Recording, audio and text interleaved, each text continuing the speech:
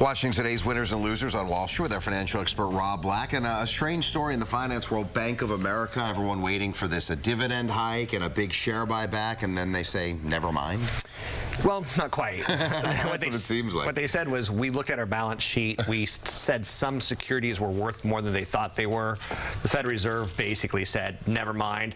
You've got 30-plus days. They're going to get it right. Now, I call this stock a winner today, and a really odd thing, because they're not going to go out of business. The stock's getting hit 5%. That's inefficient.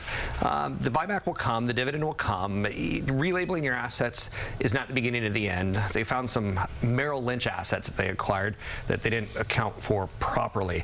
It's not good when your bank makes financial mistakes, but it's not as bad as the headline looks either. Okay. I know we've seen Governor Rick Perry of Texas with these commercials, leave California, bring your business to Texas. He hooked a big fish with Toyota. Very big fish, and this is a big blow to California, in my opinion. You've heard the radio commercials, like you said.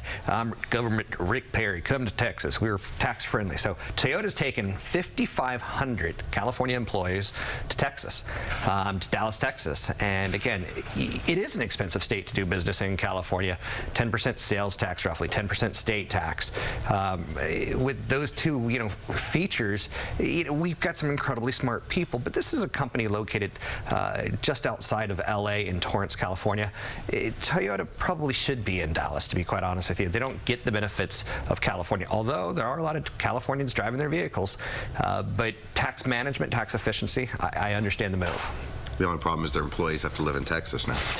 All right, on to Pfizer. And we've seen the pharmaceuticals on a tear lately, and this is a big deal. Pfizer, AstraZeneca, everyone's trying to buy AstraZeneca, and they keep fighting off any kind of buyer. This is going to be a big deal if it goes through. Right now, AstraZeneca may or may not. This would allow Pfizer to actually become London-based and, again, do a little bit of a tax manipulation. Both companies, huge companies. Big drug giant Pfizer, they fabricate pharmaceuticals. Last week, Valiant, Allergen, Eli Lilly, Merck, they basically said, we're going to make more money. We're going to merge, we're going to acquire, we're going to shut down divisions. And this is just another move in that direction. Pfizer, for their part, they're saying, this is going to help get new drugs to the market faster and cheaper.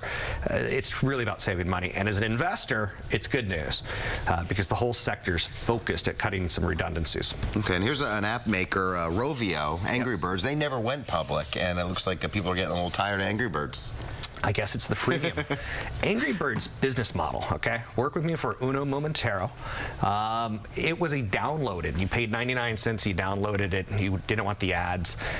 Now that whole model's changed. It's, you have to buy upgrades, you have to get, little microtransactions. So Angry Birds makes money in little short videos, they make money in plush dolls, but they're making half as much as they did the previous year. So don't feel too bad for the company. These little birds generated about $37 million in profit last year, but again, that's down almost 50% from previous years. Getting bad flashbacks with the video. I'm so glad I quit Angry Birds. It was very unproductive. Was that a 12-step program? It was. It was very difficult. Thank you, Rob. Yep. And if you have a question for Rob, you can post on his Facebook fan page, and we'll answer it here on Cron 4.